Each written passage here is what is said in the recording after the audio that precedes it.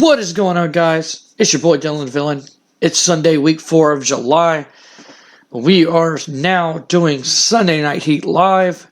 From here on out, we are live in the Pontiac Silverdome for the fully loaded pay-per-view here tonight in an abysmal pre-show match.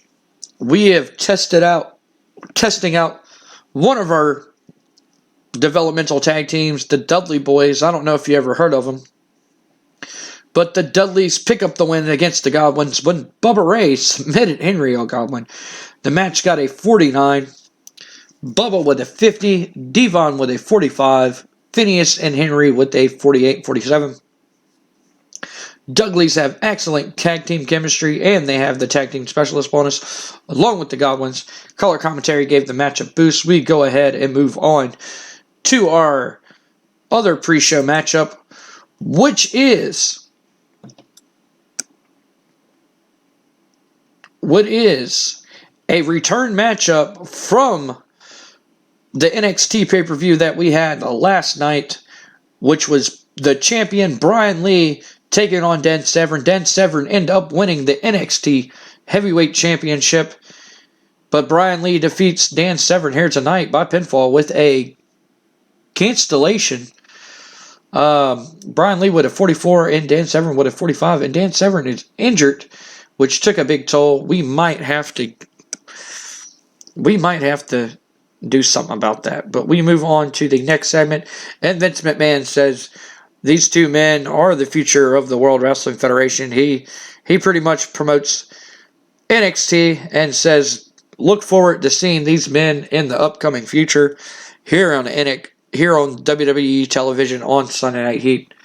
We move on to the next segment, which is our opening contest as the Old School Express take on the Rock and Roll Express, and Chris Candido pinned Robert Gibson with a blonde show. Steve Corino still the weak link, struggling to keep up with everybody else. Steve Corino with a 36, Chris with a 53, Robert with a 48, and Ricky with a 47.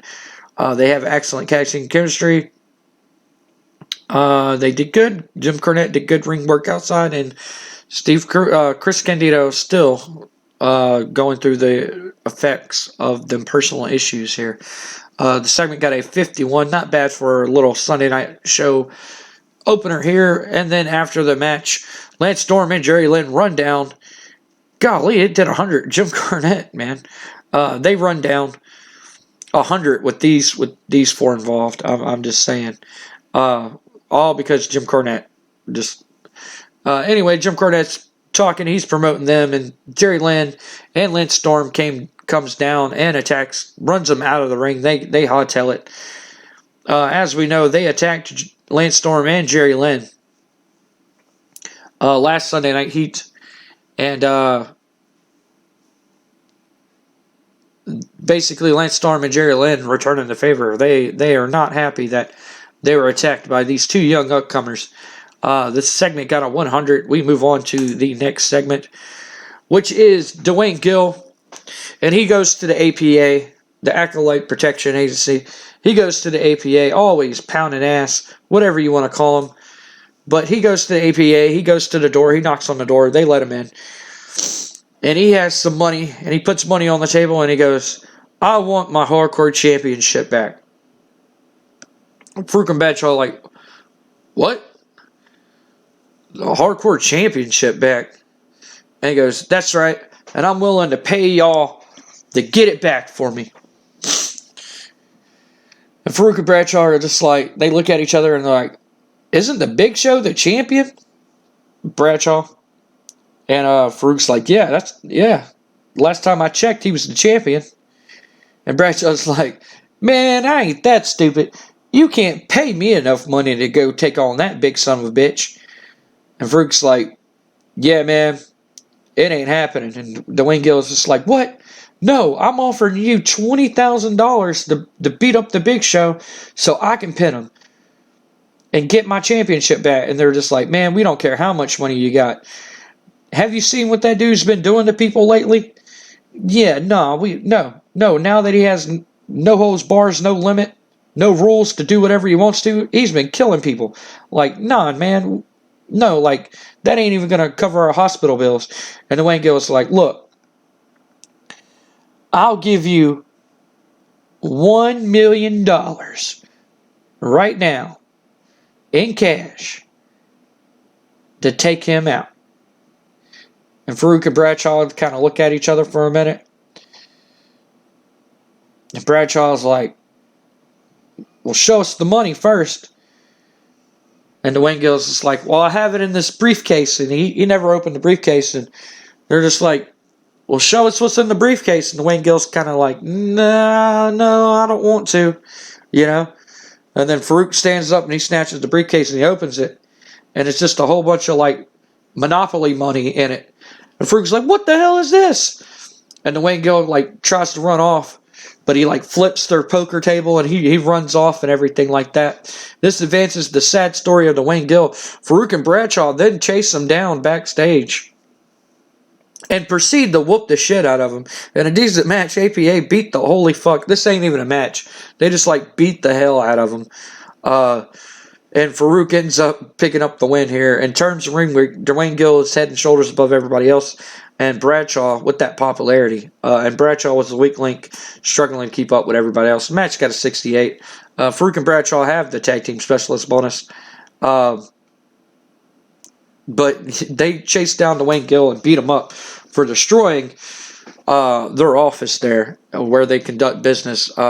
Basically, Dwayne Gill trying to hire him to get his hardcore title back. They were like, hell no, bro. Like, no. We ain't taking on the Big Show, man. Like, it ain't happening. We see Billy Gunn getting ready for a match. And once again, Goldust comes up and he goes, Did you read that my poem that I wrote you?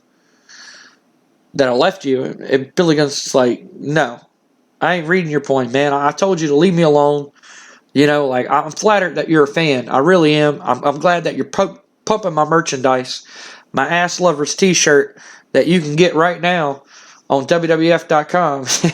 You know, he's promoting his stuff. And Goldust is like, oh, man, I was hoping that you would read my letter and everything. Billy Gunn's is like, nah, I didn't read it. I asked you to leave me alone. You know, I'm flattered that you're my fan and everything and promoting me. But I don't want to team with you. You know, I'm just kind of waiting for Road Dogg to come back. And Goldust is like, forget Road Dogg. As you can see, Road Dogg is not a reliable person. Road Dogg is not the person that you want to be with. And you know, he's like, I'm the one who's going to complete you. I'm the one that if you team up with me, I promise we'll go above and beyond your expectations. Why, we not only will win the World Wrestling Federation tag team titles, but we'll go on and win every single tag team title that's known to man. And Billy Gunn's just like, well, you know, I'm kind of enjoying my little solo stuff right now, but, you know, like,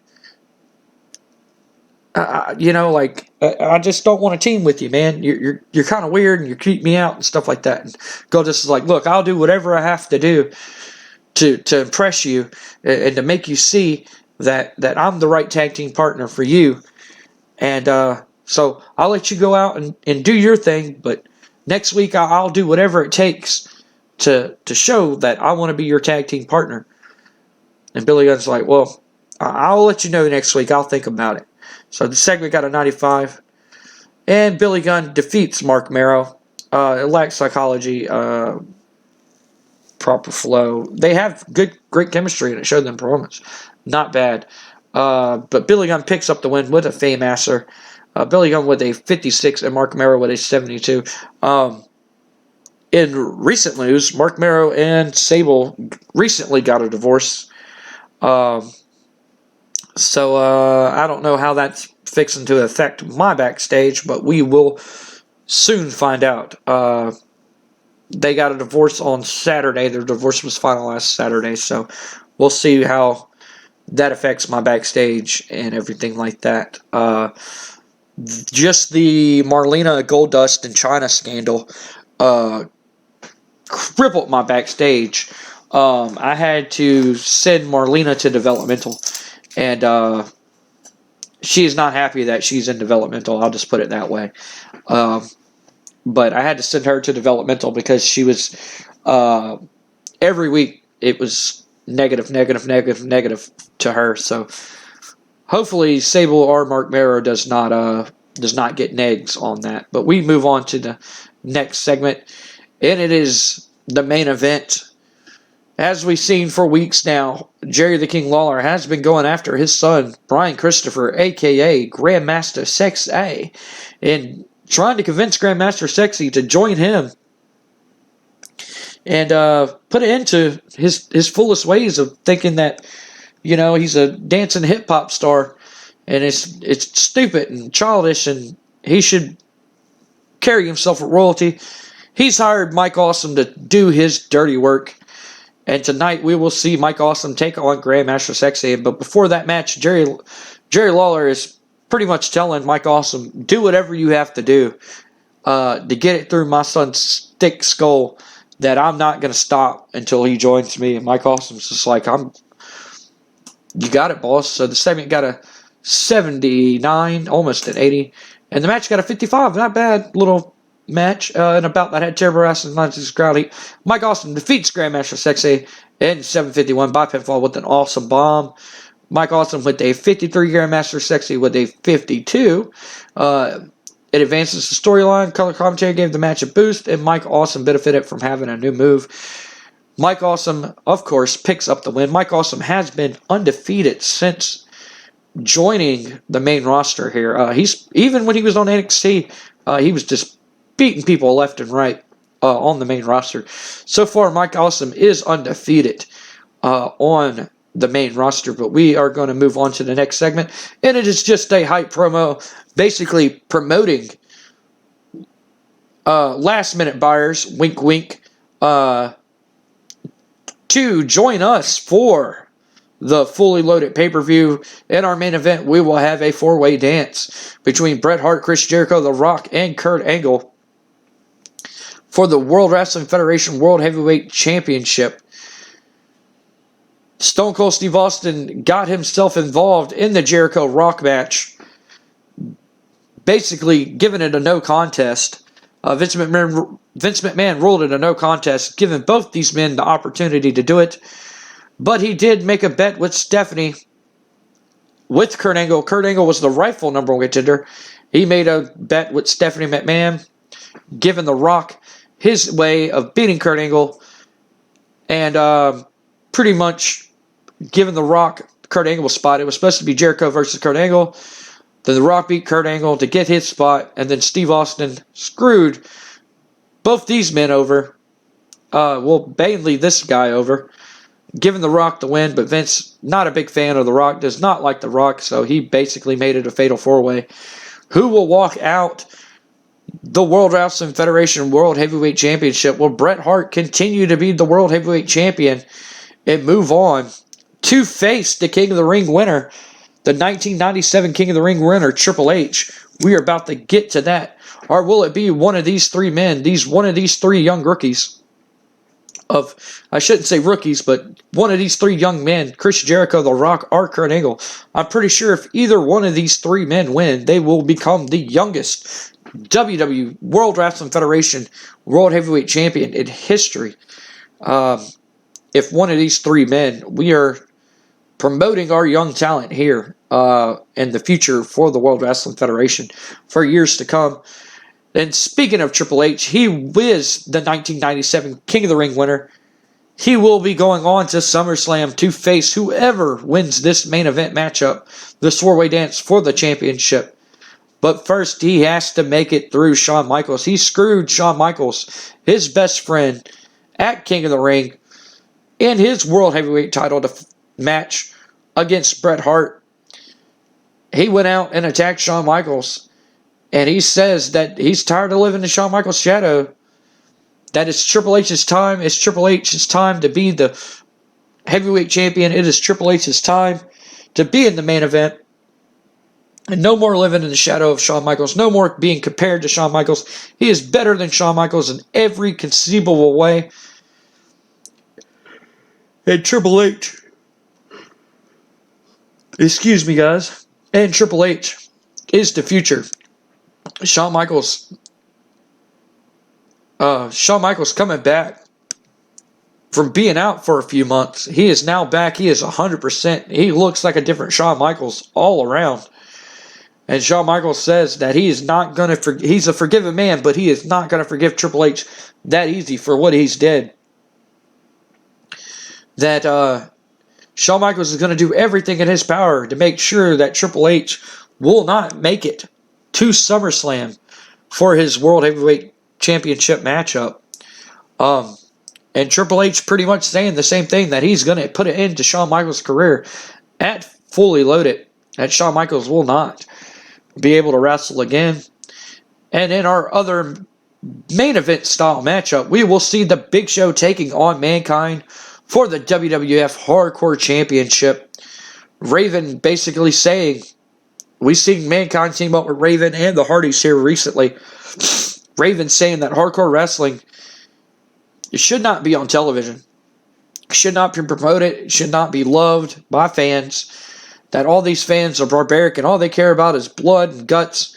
And that's just above Raven. Raven wants to be a professional wrestler. Raven wants to make money. Raven wants to be safe doing a job. He doesn't want to have to take chair shots to the head. But it seems like the WWF, he left a company that was doing that. And it seems like the WWF is starting to promote that. And so he wants to put an end to this hardcore nonsense before it really blows up and takes off. Big Show challenged him last Saturday, Shotgun Saturday night. Raven basically said, no, if you can beat Mankind, then I might think about facing you, but no, I'm not going to face you. We will also see Rey Mysterio Jr. defend his World Wrestling Federation Light Heavyweight Championship against Rob Van Dam, and a brand new debuting Dean Malenko, who left WCW, who got released from WCW, and has joined the World Wrestling Federation in our light heavyweight division. Will Dean Malenko upset both Rey Mysterio and Rob Van Dam and become the new WWF Light Heavyweight Champion? Or will Rey Mysterio keep that title? Or will it be the whole fucking show Rob Van Dam with his manager Jim Cornette? As we seen on Shotgun Saturday Night, Jim Cornette recruited two new young guys of Chris Candido and Steve Corino in his faction, in his Cornette agency, I guess you can say. Jim Cornette giving his manager skills to these young new talent who's willing to pay the right price to get to the top. And Jim Cornette has an eye for talent. He is scouting people left and right to join his stable and join his faction here, his agency. And he had these two young men team up with him. Will Rob Van Dam, he says that Rob Van Dam has an insurance policy, and Rob Van Dam will be walking out. No ifs and buts are about it. The WWF Light Heavyweight Champion. We will have to find that out at the Fully Loaded pay-per-view. Also, we will have the WWF World Tag Team Championship titles defended against Sid and Vader, as the Legion of Doom defend their titles against Sid and Vader. Sid and Vader have been unstoppable since teaming up together.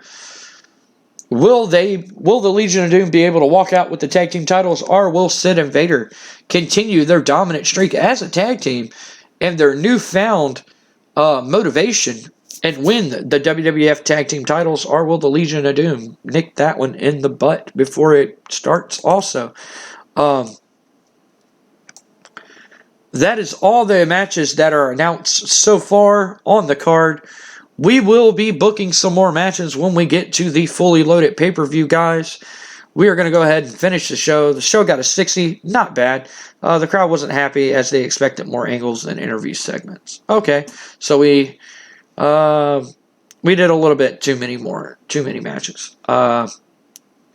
Which I thought I balanced it out good, but I guess I did not. But we go ahead and finish the show. I mean, it's a 60. And there we go, guys, at the Fully Loaded pay-per-view. I will see y'all on that episode, guys. Most of the time we go to the little screen here, and I say my goodbyes, but I guess I got to say my goodbyes right here, guys. I am going to book Fully Loaded. And I'm definitely not going to record it, but I will book it. It is 3 o'clock in the morning for me where I'm at recording this episode. And that doesn't include me sitting down and editing this episode. But we're going to go ahead and book the Fully Loaded pay-per-view. I'll have it all written out, what's going to be on the card. So I hope you join us for that pay-per-view, guys. I'm excited for it. I can't wait for it. And everything like that, guys. I really don't know what else to say. It's kind of early, and I'm getting a little sleepy here. But if you're new to the channel and you like this, click on the Fully Loaded icon. I'll have the subscribe icon right about here. And if you want to catch up with all previous episodes before Fully Loaded and find out what's going on and all the storylines leading up to Fully Loaded, the playlist will be right here to go back and watch all that. I'm going to go ahead and save it before we get going. Guys, that playlist will be right here. You can go back and watch previous episodes to catch up on all your total extreme wrestling needs and fixes, guys. My name is Dylan the Villain, and like I always say, guys, if you can't play with each other, do what I do, and do what I'm fixing to do, and play with yourself, guys. I am out. I will see you at Fully Loaded, guys. I am hyped. Maybe, hopefully, we can pull off another 100 rating pay-per-view. We will just have to wait and see, don't we? Alright, guys, I am out of here. Peace, love, and I'll see y'all.